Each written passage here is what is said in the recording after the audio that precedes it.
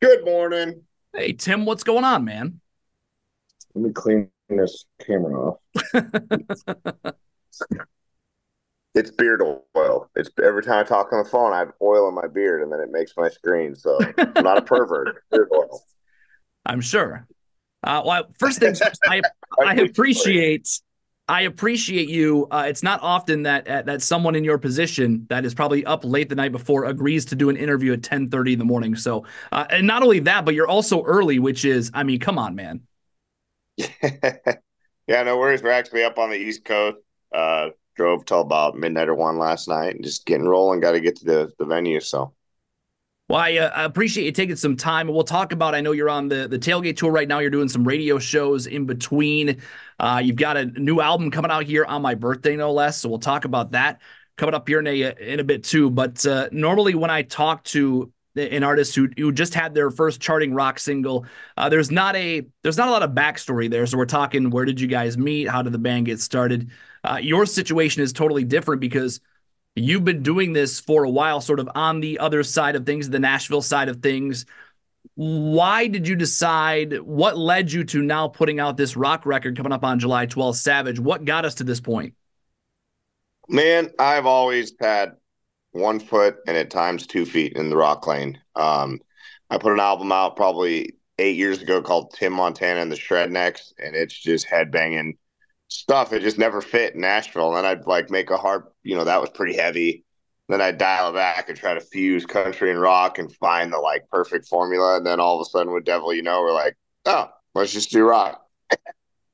Do you So think? and go ahead.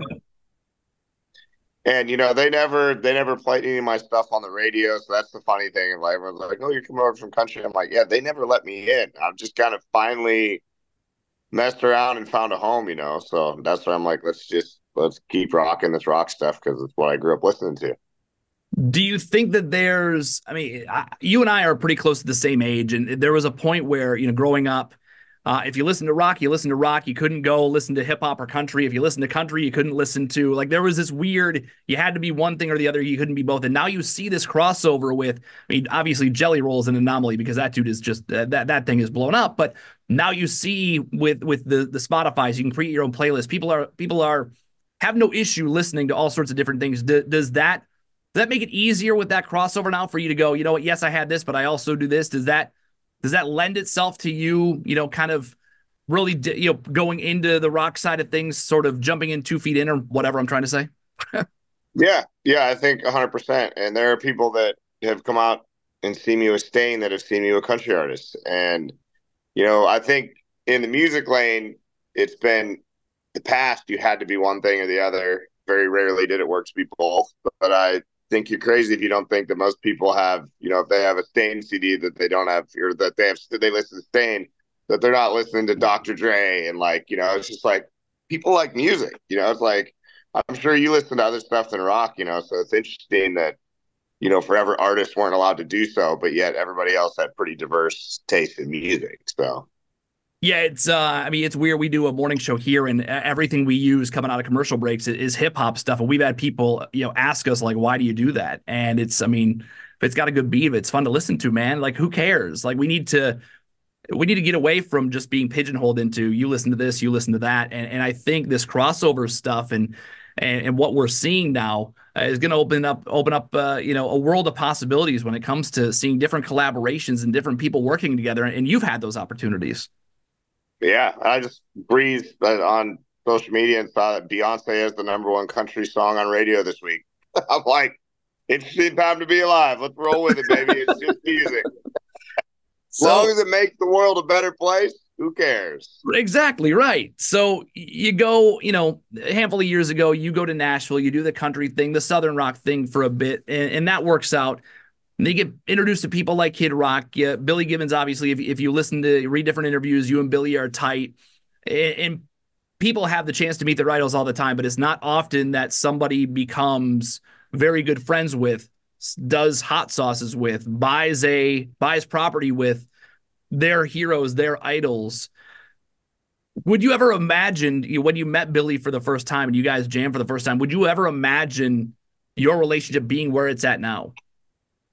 No, not at all. And I remember when I first met him, I was so like overwhelmed and grateful that I was like, this is probably the only time I'm ever gonna meet this guy. And I was like, I'm not gonna get mad about it. I'm gonna be happy about it because if I get to spend one day with my hero, I'm a lucky guy. And now, it just worked out to where we're business partners and one of my best buddies. I talk to him at least once a day usually, if not 2 or 3 times a day. And yesterday was one of those 2 or 3 times a day where we're just chatting about life and this and that and the bar and the hot sauce and just a great guy. Then my wife FaceTimes me. The kids got a package in Montana, all these gifts from Billy, and they're like, "Thank you, Uncle Billy." So, it's pretty cool, man. And he is the most genuine human being and just a rock and roll icon, like you said. He wrote the How book. Yeah. How important is it? The music industry, anyone that's in it will tell you it's not an easy business. It's not an easy industry to be successful in. How awesome is it? How important is it to have somebody like that in your corner who's there for you as you have these different entities pulling you different ways, somebody to bounce ideas off of, somebody to go, hey, what do you think about this? How important is it to have somebody like that in your corner?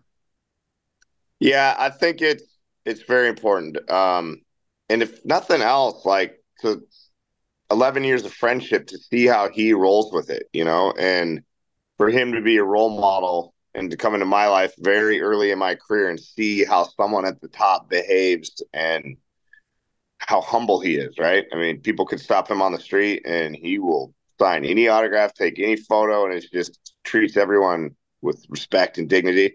His fans, even when he's stressed out. So to have that, to watch that, is very important to see how he behaves in those situations, but also, just to learn from him. We talk music, we talk songs, we write songs all the time, and I hear stories, and I've just got a wealth of knowledge from that dude because he's seen it all. He was a rock star before a lot of people were even born, and he's still relevant today and still selling out shows. So not a lot of guys have a career that spans that long. And gosh, I hope I'm fortunate enough to be playing music at his age. I'm sure you've hit him up for advice quite a bit. Has there been a point where he gave you a piece of advice that didn't work out and you had to tell him like, "Hey Billy, that wasn't the best thing to do"? I don't think so. He's very into my wardrobe, and he wants me to dress. He wants me to dress like him quite often. So he'll order me suit jackets that look like his, and I'm like, we're like on a hard rock tour right now. I don't know that the suit jacket is right, but yeah. So he's very very involved, and his advice is really good. So. Yeah, you've got the album Savage coming out on July 12th. This is, as you mentioned, you've been, 1 foot in the rock, 1 foot in the country. How does it feel, when you decide to do this rock record when Devil goes top 5 and you have this success and you're gonna put out this album? Did you have a did you have a bunch of songs, a bunch of riffs, a bunch of stuff that you were sort of sitting on waiting for this moment because you knew it wouldn't work in Nashville? Did you have a bunch of songs just sort of ready to go once you decided to do this? Yeah, we had most of them. When we wrote Devil, we liked the way it sounded, whether it worked out or not. I was like, I like this, let's go. And so we wrote several, and then we needed about 4 or 5 more for a record. So a couple songwriter friends flew to Montana, and we went we set up a little studio on an old 1800s cabin on the Big Hole River and just rocked the rest. And we'd write 2 songs a day. And then I'd take them on a near-death experience, which is the Tim Montana experience. I'm going to take you up in the mountains on a Polaris, and if we don't almost die, we're not doing it right. I, One I of them, the have guys to actually got chased by an elk, which was awesome because I've never seen that. Grew I up in have to Montana my whole life, never been chased by an elk, and it was a really special moment. I was gonna say I have to imagine that sort of stuff lends itself to like the next morning having some ideas, some songwriting, get that adrenaline flowing. Then you got some ideas. Then you got some songs. Oh yeah, yeah. I always tell people I'm like Montana's like 60 below zero, and we got a grizzly right across from my house right now that's been hanging out. I'm like, pretty metal up there. Say what you want. Cold weather and things that'll kill you. Pretty metal. Yeah, I mean, I'll tell you what, man, I lived in North Dakota for 4 years, and I never thought I would ever see North Dakota. And then I went there, and I love my time there. And people always ask about the cold and all the making sure your car has a block heater on it and all that stuff. And but I wouldn't trade my time there for anything. It's incredible up there. And I came close to going to Montana. I was near the border, but I never actually ventured into. But I always heard great things up there, and I'm sure that being set up in that 1800s cabin, being set up with the out in nature, I imagine that's pretty inspirational when it comes to like songwriting.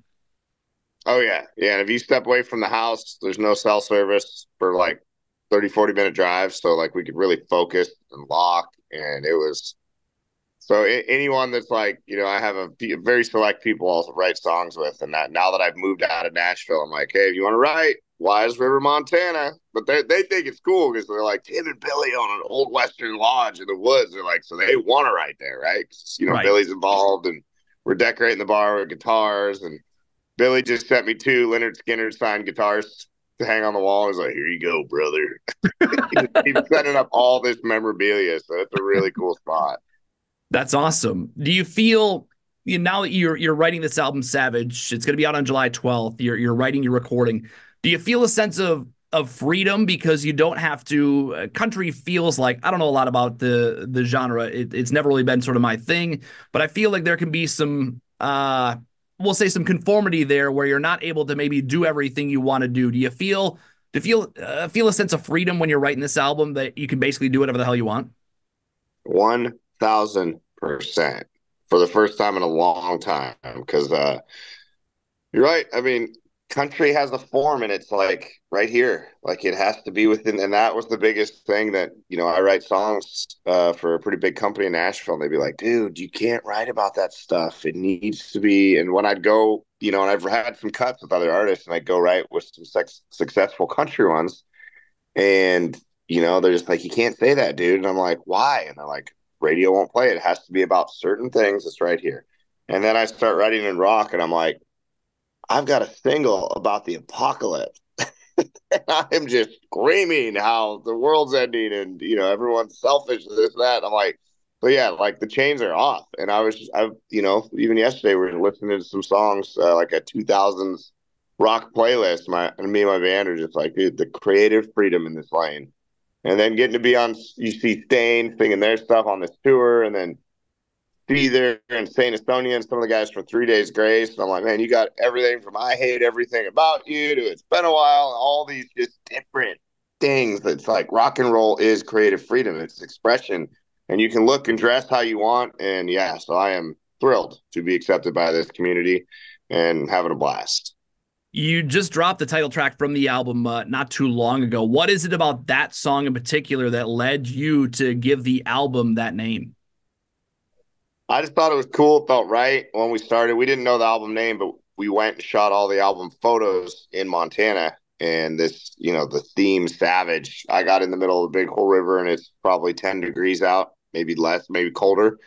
And I was in a frozen river. I was on top of a mountain. We shot in the wintertime and it was really savage. And the imagery came across that way. And, I had a feeling this was going to be a single. And I was like, man, if we're going hard, let's call it Savage. It just feels right. So How did it feel to get to scream on that song?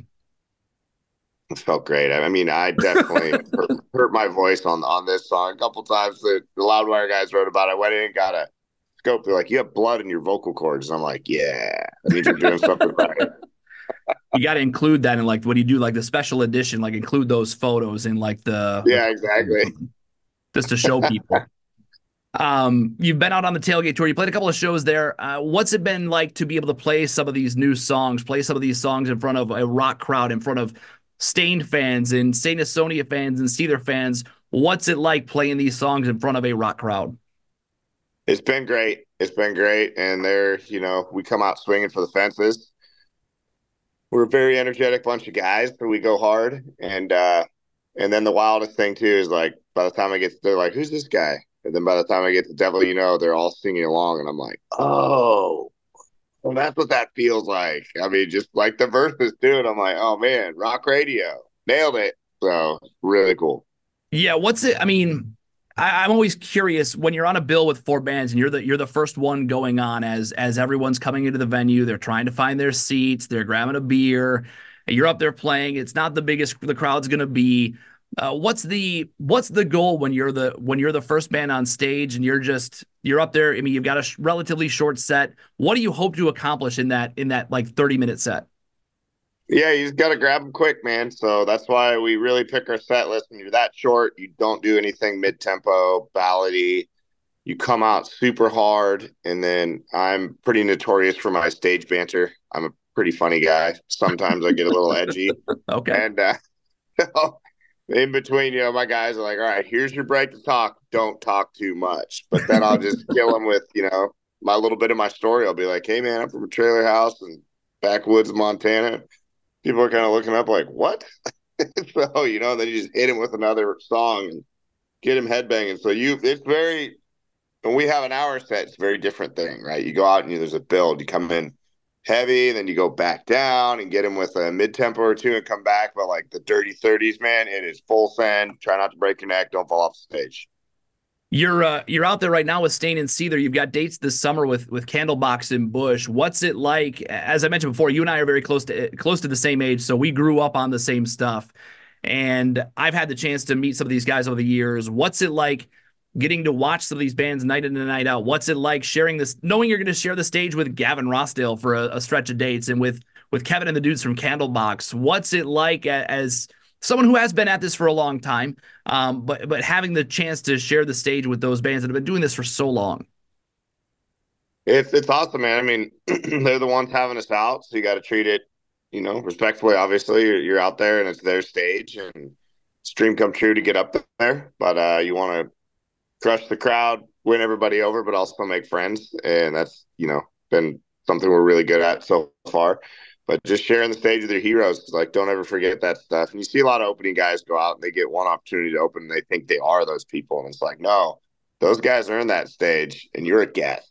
So you're a guest in their house. So appreciate it, kick ass, do your job, and someday you can be that guy. But there's that fine line between that. So I'm really excited, and to meet Jerry Cantrell, he's one of the last dudes on my bucket list that I haven't met yet. So I'm fired up about that. Yeah, I know when they got back together and put out the album Black Gives Way to Blue, this was, mid to late 2000s. They did a listening party in Detroit at the Fox Theater, and we got to listen to the album with the band on the stage. And as a dude that grew up in the mid 90s, man, and that's where all the grunge stuff is where my musical tastes were formed to get to even stand next to him for a couple of minutes was incredible. So I completely understand how awesome that stuff is. It's and yeah, to get to go out on the road to be asked to share the stage with Cantrell night in and night out, night in and night out is going to be amazing. Yeah. Yep. And my in with all these guys is you guys know Billy Gibbons. And they all Well, it's funny. do. Oh yeah, it's funny. Billy's Rolodex is ridiculous. And I said, I'm going on tour with Cantrell. He goes, well, I just texted you his cell phone number. And I'm like, thank you, but that'd be really weird to just kind of hit him with a call. I'm gonna meet him first, Yeah, right. and I'll explain how I have his information, and he'll be like, "Ah, got it." Have you considered possibly as an introduction? I saw this photo and I know you're selling t-shirts and koozies with it. Maybe just like airdropping him the nudist photo. I could, and I currently got that video and photo banned on Instagram, and they said I was making pornography, and I'm like, okay, guys, I'm nude T-shirt. I'm a father of four. Easy with your verbiage there. Yeah, right. Yeah, Uh, so I'm in Instagram jail right now over a nude. My mother is very proud. oh yeah, I'm sure way back when you picked up a guitar, she thought to herself, someday my son, he's gonna be best friends with a guy from ZZ Top and not be allowed on Instagram. Yeah, exactly. Talking about mom, dad, Montana, all that stuff. You teach yourself to play the guitar. You go to Los Angeles and Nashville, and now here you are. I mean, there's the stories out there. I mean, not even mentioning the Red Sox and Letterman and Charlie Sheen and Grohl and beer bongs and all that stuff. Is it when you think about where you started and where you are now? Is it one of those things where you're like, how did this all happen? Yeah, but it's also like this was a long road. So you can look back and see this kind of moment led to this moment, led to that. And I had a couple false starts. I don't speak sports, but, there's like the Letterman thing. We're like, we're going on David Letterman tomorrow. Everything is different. And my wife and I were broke at the time. We took our Orchard Bank credit card that they give poor people that don't have credit. We went and maxed it out on steaks. And then we do the late show with David Letterman. I'm just sitting by the phone the next day, and I'm like, some bitch didn't ring.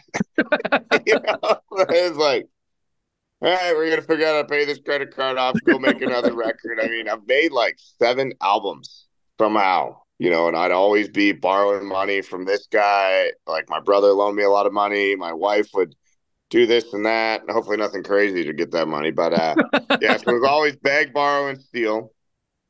Get to the next record, see what happens. And for most of those records, nothing happened. But there were little things, right? I'd get on this tour or catch this guy's attention, or I just go hard at this person to like listen to the record. And man, I got some reviews and that were just, instead of getting sad and going home, I got mad and wanted to be better. I was like, no, I got to make a better one. So yeah, although I can look back and be like, yeah, it's wild to be here, but I moved to Nashville in 2007 and can remember everything from frying chickens to being a bouncer to record 1 to record 6 to record 7, to get here. So it's an incredible story, man. I mean, there's the stories of the band gets spotted and they're all of a sudden they're playing arenas. Like it doesn't happen as much as it used to, but there are still those stories out there. And then you see, as I was prepping this interview and just going back through everything that you've accomplished, everything you've done, I appreciate the stick-to-itiveness and the fact that you knew where you wanted to go and you just keep hammering away, man, because at some point, the songs are good, the show is good. Sooner or later, I mean, it's gonna be there, and that's now you're on the rock side of things. You're at rock radio. You have a song go where it went on the chart, and you have another one coming. It's got to feel good, man. Yeah, it does. Yeah, it does. And the friends you make on the way up, like if I wouldn't have been out there hustling and scratching and fighting and, the Billies and the Dave Grohls and the Kid Rocks, they all respect me for my work ethic. And then when the music finally was right, now they're behind me just going, yeah. And then all these, different people at radio are like, how do you know all these people? I'm like, well, man, 15 years of carrying a bag of bricks upstairs. These guys were watching me do that. Now that I'm here, they're stoked. So the album comes out on July 12th. What's the plan after that? Is it just touring until you're done, even though you've got all this other stuff happening? Are you on the road supporting the album moving forward? Yeah, so I got a nice little break in May and June. I'll be up in Montana working on our bar, hopefully doing a little fishing.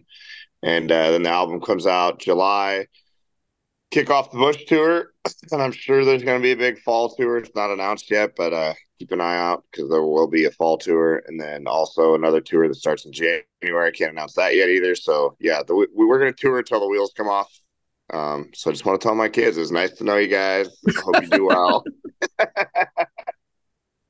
And in the middle of all that, you've still got this bar that you're still. I mean, last time that we were on the Zoom together with the rest of my coworkers, you were like in the middle, like putting up a new hood or something in the kitchen, I think is what, or working on a chimney, or you were like doing something. You were taking a break from that to play us a song and then going back to that. So in the middle of all this, you've got that going on too.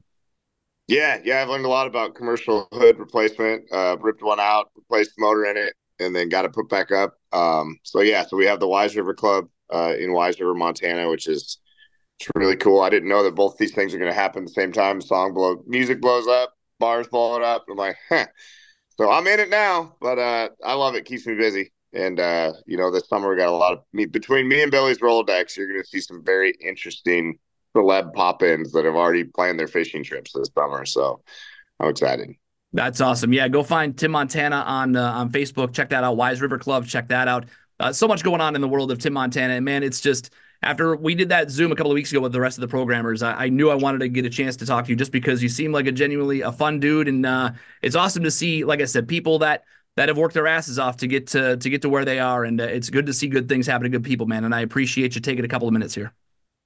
Oh, you bet, man. And I appreciate you having me support my music, and just know it doesn't go unnoticed. So thank you. Yeah, for sure, man. We'll see you out on the road here soon. Awesome. Thank you, Matt. All right. Thanks, Tim. See you, dude.